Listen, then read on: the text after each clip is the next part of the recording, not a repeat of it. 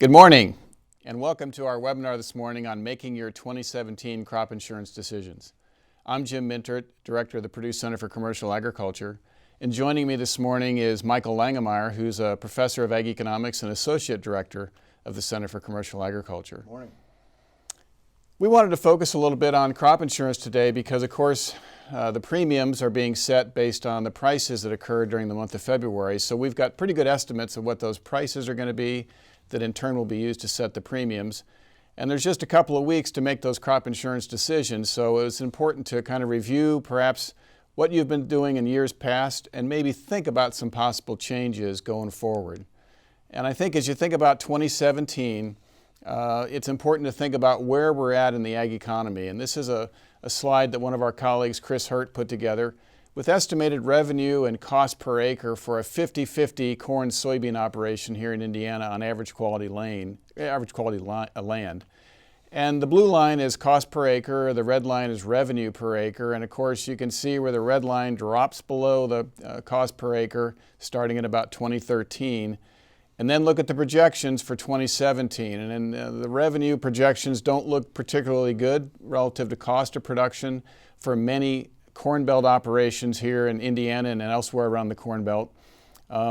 This picture looks a little bit different, Michael, on the higher quality land where the yields are better, but nevertheless it's going to be a challenge for many Corn Belt operations. And that makes crop insurance choices here in 2017 pretty important in terms of making sure that we've got adequate protection at a reasonable cost. And so that's really what we want to do this morning. It's even more important because the expected 2016 ARC County payments, which would be paid in the fall of 2017, for much of the Corn Belt are going to be considerably smaller than what they were this last year. And so reduced payments from the ARC County payment makes crop insurance even more of an important decision. Yeah, so we've got an important risk management decision to make and just really 2 weeks to make that choice. So let's take a look at the products here, and Michael, you've got some definitions. Yeah, before we get into the actual products, let's take a look at the definitions of the units. It's very important when you're purchasing crop insurance to pick the proper units that you want for your crop insurance. And so let's just go through this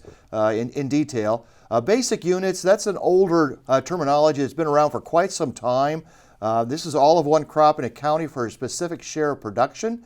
So all owned and cash rent land would be in one category, and each share rent landowner arrangement would be in another. If you want to break that down into smaller areas, geographical areas, you could go to optional units. That's based on a township section. And then if you're not so worried about breaking this into different share arrangements or township section, you could go with enterprise units. Enterprise units is addition of all basic units in one county for a single crop.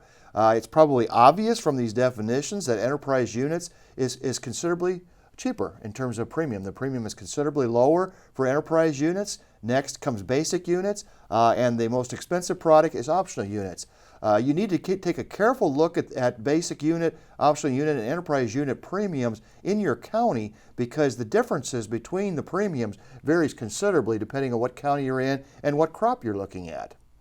And as you think about it, Michael, what really takes place here is the optional units are attractive in some situations because it increases the probability of collecting against the policy. However, it does so at a cost, and that's your point. Yes. Look carefully at the cost because the cost of gaining that increase in the probability of collecting can be substantial. Can be very substantial. And in the counties where optional units make the most sense from a variability standpoint, there's a larger difference between the premiums for enterprise units and optional units. Let's be very specific here. If you're in a county where the yields are quite variable across the county, it's more than likely that optional units is going to be relatively expensive compared to enterprise units.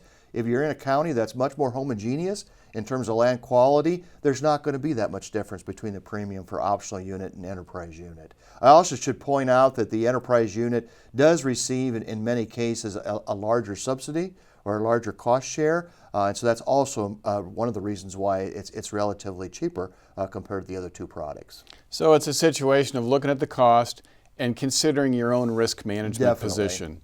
From a long-run perspective, we think that you need to think pretty hard about whether or not you would want to do an optional unit. Sometimes crop insurance advisors like to suggest that because the probability of collecting in a given year is a little higher.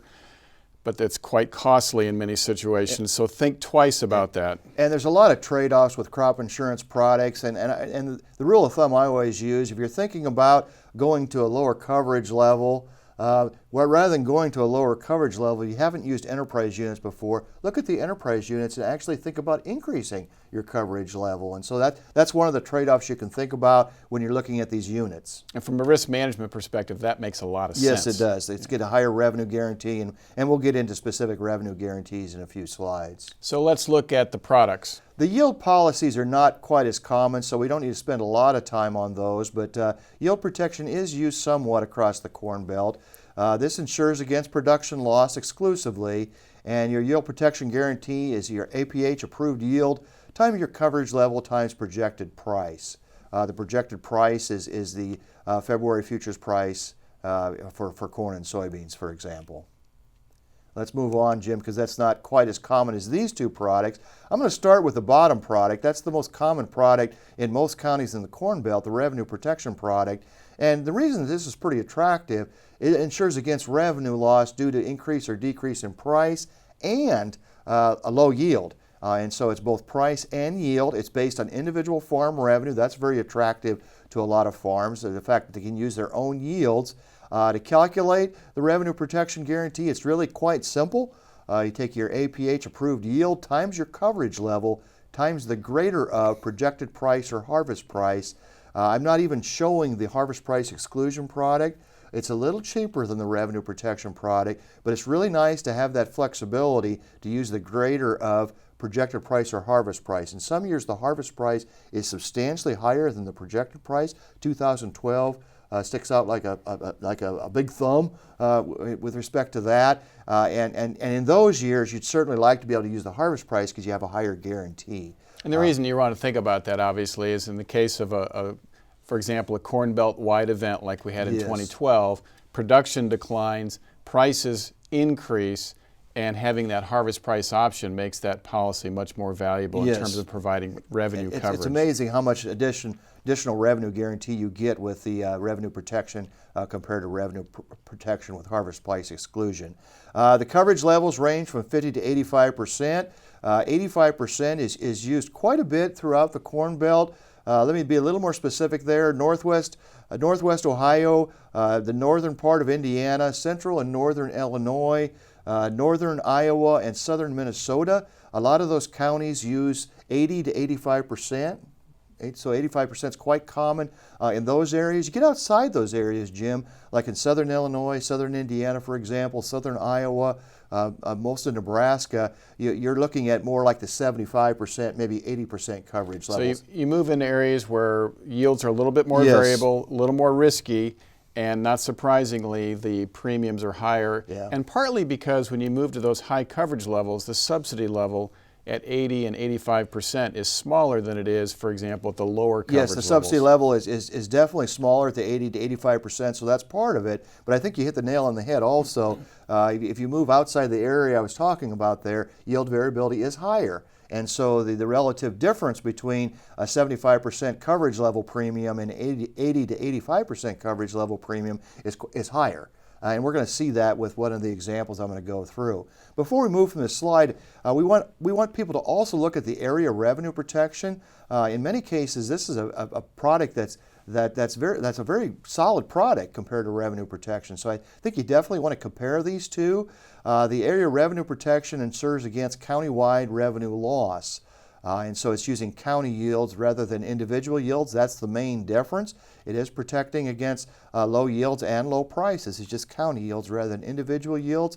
One of the advantages of ARP, Jim, is we can get 70 to 90% coverage level. And so in many cases, if not all cases, you can actually get a higher revenue guarantee with the ARP product than you can with the RP product. And that can be attractive to some people that really can't stand losses. Yeah, and a corollary to that is not only can you buy the 90% coverage level, but there's an option to get what's known as the 120% to account for the fact that you're insuring against this big area as opposed to an individual farm. So you get a little bit of a bump there from a revenue perspective as well. And I guess one of the key points is, we'll make this again later, if you're thinking about an ARP product, you want to select the highest possible coverage levels. And I'll say that again. If you're even thinking about the ARP products, you don't want to select one of the lower coverage levels. You want to start by looking at the highest possible coverage level. And again, just think about why that's true. It's because you're insuring against an entire county. The probability of an entire county dropping down to one of those lower coverage levels with yields dropping and revenues dropping below those lower levels is very low. So you need to be at those highest coverage levels, including the 120% protection factor. And so when we compare premiums for a couple counties in Indiana, we're going to be comparing some RP products to that 90% coverage level with 120% protection factor. So we are going to be comparing it directly with that highest coverage level, highest protection level. And if, to the extent that people do use ARP across the Corn Belt, that's the product they choose. And the other thing about ARP, which we'll make a point again later, is that the attractiveness of the ARP product is very dependent on the county you're in. So if you haven't looked at it in your county, you should. Definitely. Your county might be attractive, it might not, but you need to look at the numbers, and we'll talk more about how you can do that later. So here are the protected prices, which are the February prices, and then the harvest prices going back the last couple of years, as well as projections for 2017. And I think, Michael, as I look at it, it's interesting to notice there's a little bit of a bump there potentially in corn. I want to emphasize that these are actually the estimated prices. These are estimated. You know, we've got one more day of prices. These are in the ballpark of where the finals are going to be, but they're not exact. But look at the soybeans. Big shift in the soybean price. A year ago, that projected price based on the February average was $8.85. This year, up over $10. And that makes our coverage, our revenue protection, especially on the soybean side, look relatively attractive. Definitely. We look at our budgets. We had that average cost, average productivity landslide at the outset. When we look at our budgets, our projected break-evens on average productivity land for soybeans in Indiana are about $10.75, $10.80. So we're not all the way to break-even, but we're in the ballpark. And then if you start thinking about the higher productivity operations, higher productivity land here in Indiana and elsewhere, those break-evens are pretty close to $10. Yeah, maybe slightly lower than $10, and so that's a very solid projected price in terms of soybeans. And even on the high productivity land in Indiana for corn, that break-even's right around $4. And so this projected price that's coming in 2017 is pretty close to the break-evens on high productivity land in Indiana. So that's a good sign. Yeah, that is a good sign. It's a shift from a few years ago. There was a short period of time in crop insurance where you could insure levels that were higher than your break-even, effectively lock in a positive return. You can't do that, but at least you can cover, in many cases, something that's pretty close to your break-even. Harvest prices are listed. You kind of made this point earlier. 2016 is a good way to look at it. Soybeans in the February average was $8.85. The actual harvest price average wound up being $9.75, almost $1 higher. So can you have some big shifts from those February prices to the fall prices? And that was, I think, your point earlier.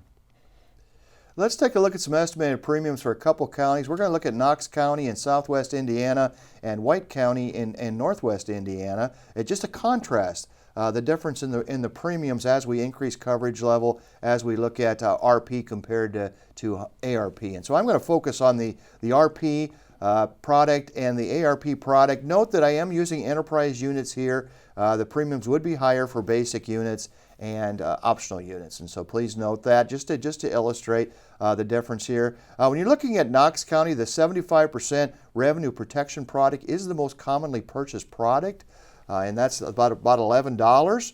You can see that right there. I think you want to compare that to maybe a little higher coverage level, maybe 80%. Think about going up a little bit, and then also think about what that looks like compared to the ARP product at the 90% level. Now, the ARP product obviously is more expensive, but we're going to show you a graph here a little bit. You get a considerably higher revenue guarantee with the ARP product, and so that's definitely the attraction of the ARP product. And I think we were talking earlier this morning, Jim, when you're making your crop insurance decisions, particularly if you're going from RP to ARP, that's not a one-year decision. You will probably want to make these shifts, more of an intermediate term decision. If you're going to make that big a change. That's a good point. And if you think about the ARP product in particular, the premiums tend to be higher for what would be the most commonly used product in a particular county, if you look at the coverage levels that we're discussing. However, if you look at it over long periods of time, you start simulating how that product would have performed over a course of a decade or maybe 20 years, for example, what you discover is that the reason our ARP is potentially attractive is in some years the payments are very large. So that gets back at your point. If you're going to carry this, you'd probably need to carry it for a number of years to increase the probability that you would be insured in one of those years when the payoff is pretty large. And most recently, the big payoff in Indiana for many locations was 2012. There were some other locations in some other years where the payoffs were significant, but 2012 was definitely that kind of a year. And keep in mind these percentages that Jim's got underlined here. We'll look at the revenue guarantees for the 75 and 80% revenue protection and compare that to the ARP product here in a couple slides. Before we do that, let's look at the premiums for White County. The reason we use in two counties is it's quite different. It's very obvious. White County is less risky from a yield perspective, particularly for corn, and so the 85% product is very commonly purchased in White County, and you can see that's $15. That was considerably higher in Knox County. The ARP product is relatively expensive in White County, and so here it may make more sense to focus on the RP product because it is considerably cheaper. It's triple.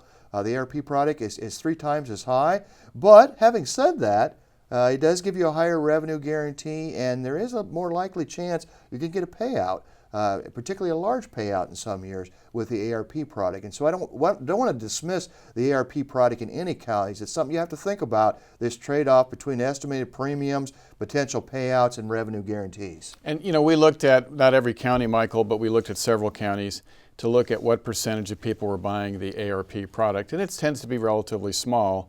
Some counties it was 5%. I think a few counties it was less than 5%. A couple of counties it was getting up close to 10%. Yes, it was. So and again, that is reflective of the fact that in some locations the ARP product is priced in a way where it's pretty attractive. Yes. So if you haven't ever looked at it, we would encourage you to definitely take a look. Let's look at the revenue guarantees, and it's important to point out here, Jim, that we're looking at 75% RP and 80% RP in Knox County because that's very common products purchased in that county. And in White County, we're looking at 80% revenue protection, 85% revenue protection. So we're not comparing exactly the same RP products in these two counties. We're looking at commonly purchased products, and then we're comparing that to ARP. And I really think if you're looking at Knox County, for example, and you're thinking about a little higher coverage level, you're going from 75 to 80%. Yes, it's going to cost you a little bit more, but you get a $30 bump in the revenue guarantee. And so that's something you have to think about, that trade-off. If you're really looking for a higher level of protection for corn in Knox County, then going to the ARP, again, you're paying quite a bit for that premium, but your revenue guarantee is substantially higher. And so it depends on your situation. How much risk protection you really need. When you're looking at White County, first of all, corn yields are relatively higher, particularly trend-adjusted yields, and so the revenue guarantees are quite a bit higher, even at the 80% level. That is common here, 80% RP. The revenue guarantees are quite a bit higher in White County. But again, if you look at the 85% revenue protection product compared to the 90%, you are getting a pretty big bump in revenue guarantee there. Now again, the premium is quite a bit higher, but that's the trade-offs you have to think about when you're comparing these products. And Michael, looking at counties, and it's difficult to make big generalizations here, but looking at some of the Indiana counties, as you headed south in Indiana, in a relative sense, the ARP product started looking a little better relative to the revenue product. And so if you're in the southern half of the state, maybe the southern 2/3 part of the state, you especially want to take a closer look at ARP versus what you've been purchasing for RP. But this is very county specific. I actually looked at a county in Nebraska where some of my family farms, and the ARP, the area products, are not commonly purchased at all. And I think it has to do with how they're priced in that particular county. In that county, actually, if you're comparing a product with RP, you're probably looking at yield protection product, comparing those rather than the ARP. And so what we're trying to do here is get you to look at more than just the product you've been using. To compare some of these products and look at the trade-offs between revenue guarantees and premiums. Let's look at soybeans. Soybeans is a similar story. I mean, obviously, as you get increased coverage level, your premiums are going to go up. Again, with soybeans in Knox County, that 75% revenue protection is the most commonly used. though there is quite a few people use the 70% and the 80%. But the 75% is most commonly used. Again, comparing that to the 90% ARP, there's not a real large bump in the estimated premium there, and as we're going to see here, there's a pretty big bump in revenue guarantee, and so particularly for soybeans in Knox County, I think the ARP is something you want to take a close look at if you've been using the RP product. Yeah, a quick look at those premiums tells you right away it's going to be attractive. Yes, so it's going to be attractive. Something definitely to think about. Notice here, I should have said that earlier, that we do have an assumed price and volatility on these charts. The premiums will change, of course, as we get to a final price and as these get to a final volatility factor. So I should have pointed that out earlier. However, having said that, Michael, the relationship across columns isn't going to, and these charts really isn't going to change much. No, the relationships stay the same, but the dollar amounts of the premiums do change. Could change, right? Yeah, exactly. They do change. And so you should have mentioned that earlier. If you're looking at White County, again, the 85% revenue protection product is really common. You'd want to compare that 85% product to the ARP. And again, for White County, there's not a huge increase in premium for the ARP compared to RP. And so again, look, if you've been purchasing that 85% revenue protection product, take a look at that ARP product. Take a look at the difference in premium for your farm, and then also look at what the increase in the revenue guarantee may be. And we're going to give them a reference to a spreadsheet that contains all these premium information, revenue guarantee information. We've been focusing on enterprise units. It'll talk about what the premiums are for basic units, optional units, so you can look at that trade-off. If we're looking at the revenue guarantees, notice how big a bump you get going from the 75 and 80% revenue protection in Knox County, for example, to the ARP product. I mean, that's a pretty substantial bump in your revenue guarantee for, what is it, additional $3, $4 a premium. Same with White County. You don't get quite as big a bump. You're going from the 85% to the 90%, but still, it's a relatively small increase in premium. It looks like this is an easier decision, perhaps, in Knox County compared to White County. That's an understatement. But, yeah, because but nevertheless, I would encourage you to look at the revenue protection product you may have been purchasing and compare it to ARP in both of these counties. Yeah, in Knox County, for example, you're picking up $83 in coverage for about roughly $4 a premium.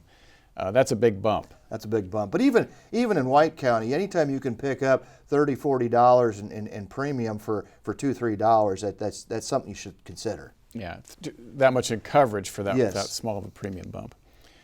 Let's talk a little bit about yield exclusion. This is something that's become available the last couple of years, and this was actually part of the last Farm Bill. They included the yield exclusion, and there's some other components to crop insurance that's also relevant. But this is a big one for the Corn Belt and both the Western and the Eastern Corn Belt.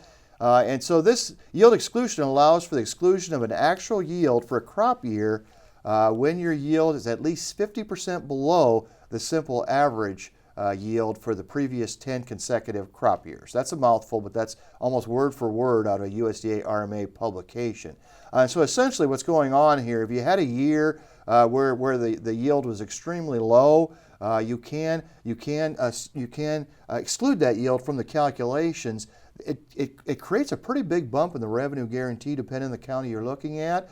And again, the premium adjustment is not that big. I looked at Knox County, for example. If we had excluded 2012 yield in Knox County, I think it had been another $2, $3 in estimated premium for corn, but the revenue guarantee would have went up rather substantially.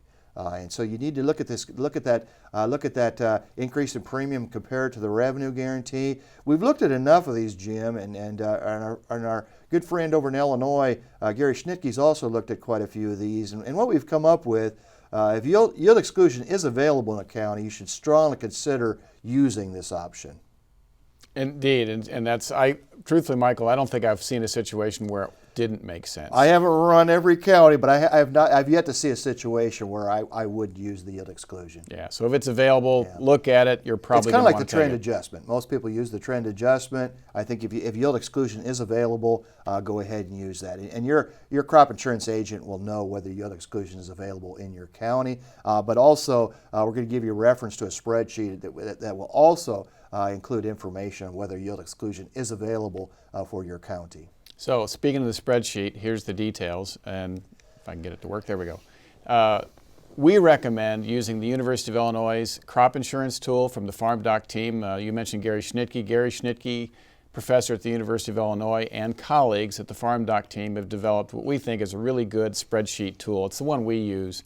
I put a little box on the screen there. That's what it'll look like. If you go to the website address I've got up there, you'll find they have several tools you can download. One of them is this crop insurance decision tool. They just released a new one here a couple of weeks ago. It's quite improved compared to last year. We like it better. We like to think that things do get better over time, and they have made some improvements. So if you looked at the tool in previous years, I think you'll find this one a nice improvement compared to prior years. Makes some of the comparisons a little easier. But what we really want to encourage you to do is download the tool and use it, and make some comparisons between what you have been doing and maybe one or two of the alternatives we talked about. So if you haven't been using the enterprise units, look at the impact that would have. If you've never looked at ARP in your county, do that. So make those comparisons and think about that. Think about, what would it cost to go from 80 to 85%, or if you've been using 75, maybe 75 to 80. Think about those kinds of things. That's what the tool is really handy for. And one of the things it'll do, especially useful on the ARP side, Michael, is gives you the opportunity to say, how would this have worked over the last, I think they have 5, 10, and 20-year comparisons on there. And that's especially useful if you start thinking about the ARP tool, for example. Yeah, the sheet is called Perform for Performance. And essentially you can look at what the payouts would have been if you used ARP, for example, or if you used RP, for example. It doesn't let you look at the payouts by coverage level, but it does let you look at the payouts by product. And that'll give you some idea of the relative usefulness of ARP compared to RP. And quite frankly, we looked at those for Knox and White County as we were preparing for this webinar. And so that's an extremely useful feature of that spreadsheet. That information was available on the Internet tool last year, but I don't believe it was in the spreadsheet. And so please take a look at that. Another thing that's very useful for everybody that's interested in crop insurance is it has a sheet also that's called Use.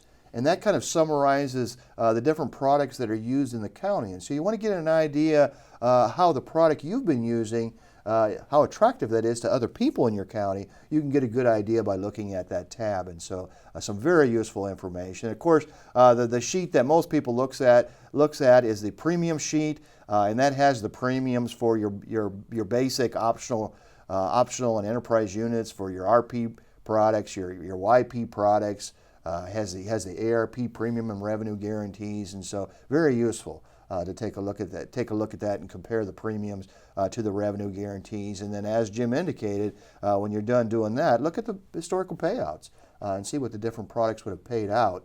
And it's just a good way to take, a real quick way to take a look at how the product would have looked if we'd used this product for the last 20 years. Yeah, so it's a handy tool. It works well. We'd encourage you to take a look and download it and get it operational on your computer. It does require that you have an operational version of Excel for Windows, but most people have that on their computers, so be aware of that. Well, let's kind of summarize here, Michael. We've got a few considerations for people to think about.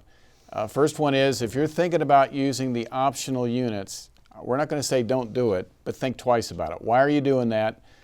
It does increase the probability of collecting a payment on your crop insurance policy, but it does so at a cost. And when you think about it from a long-run perspective, in many situations, I guess we're not convinced it's a good move.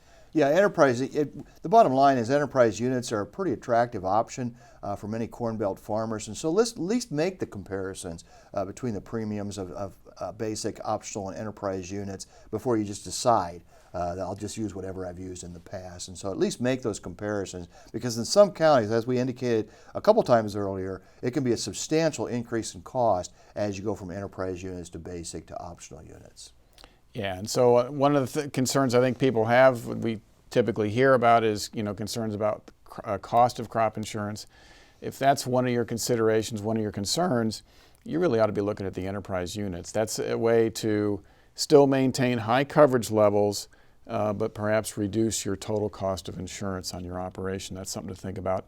And If you are thinking about reducing coverage levels in 2017 as a way to save money, we think you ought to think twice about that as well. Yeah, I'd be a little stronger in that even. Because of where the Ark County payments are going here in the next year, I think we need crop insurance more than we've needed in the last 5 years perhaps. And so this would not be a good year in my mind to reduce coverage levels. If anything, you should be thinking about bumping a coverage level, particularly if you're at a level that's lower than everybody else in your county. If you look at that use tab and you've been using 70% and everybody else is using 80%, maybe you should consider bumping your coverage level, providing a little more protection there, because let's face it, the revenue guarantee we're looking at in 2017 is considerably smaller than what it was 3-4 years ago, and we just need those higher coverage levels to give us a better revenue guarantee. Yeah, and so just to follow up on that, if you've made a choice, you're going to be in the revenue product world, and you're concerned about the cost, what you probably ought to be doing is thinking about enterprise units. Yes. And either keeping your coverage level the same or bumping it up. In many cases, this is a general state, but in many cases you can bump a coverage level and go to enterprise units and be similar price to go with basic units, for example, at a lower coverage level. And in terms of insuring or managing the risk on your entire operation, that approach makes a lot of sense from our perspective. And the last point is, we think this applies to a lot of people because the sales levels are not that high. If you've never compared RP to ARP in your county, do so. At least look at it. It is attractive in some locations, and so it's something to think about. I'll throw in one little add in there, and if you're thinking about ARP and you're concerned about the risk of an individual loss, think about what the source of that individual loss might be. And so in some cases it might make sense, for example, to combine an ARP with, for example, a hail insurance policy. It would depend a little bit on your location, but that would be a way of managing the risk of an individual loss combined with that county level coverage product, which is the ARP product. So I know some people are concerned about that, so you might think about some alternatives there, combining ARP with another product that might give you some different coverage levels. And also, as we showed here, the difference between corn and soybeans, the difference between this RP and ARP does vary by crop. We clearly showed that for at least a couple counties here, and I think this is true for more than a couple counties across the Corn Belt, that the ARP was relatively attractive to the RP. And so I think it's also important to think about that, that this is very crop specific. But do make this comparison. We're not saying that for everybody ARP is going to be an attractive option, but we're just saying that it's something that you should at least look at. And look at that increase in revenue guarantee and just kind of evaluate whether that bump in premium is worth it. It just depends on your situation. And I guess one final point there is if you're thinking about making that kind of a change, it's probably a discussion, depending on your individual situation, you should have with your lender. Yeah. Lenders would want to know about that. Some lenders might be concerned about that. You need to talk that through and think about what the risk level is and how that changes your risk management program in your particular operation. So with that, Michael, we appreciate the opportunity to visit with you about crop insurance decisions. If you've got some individual questions, we'd be happy to respond to those by way of email. So you can send those either to me or Michael Langemeier here at Purdue. And we hope you'll join us for our next webinar, which will be coming up on April 3. We're going to do a 2017 crop outlook along with one of our colleagues, Chris Hurt. Of course, that'll be following the acreage report that comes out here at the end of March. So we'll have some updated information, and of course there's a lot of interest in what's going on with acreage with respect to soybeans especially, and how many acres might come out of corn and go into beans given the relative attractiveness. And definitely in that webinar we'll talk about the relative attractiveness of corn and soybean from a profitability standpoint. We've discussed that in a couple previous webinars this winter, and we'll look at that again after the planning intention report comes out. So with that, on behalf of Purdue Extension and the Center for Commercial Agriculture, thanks for joining us this morning.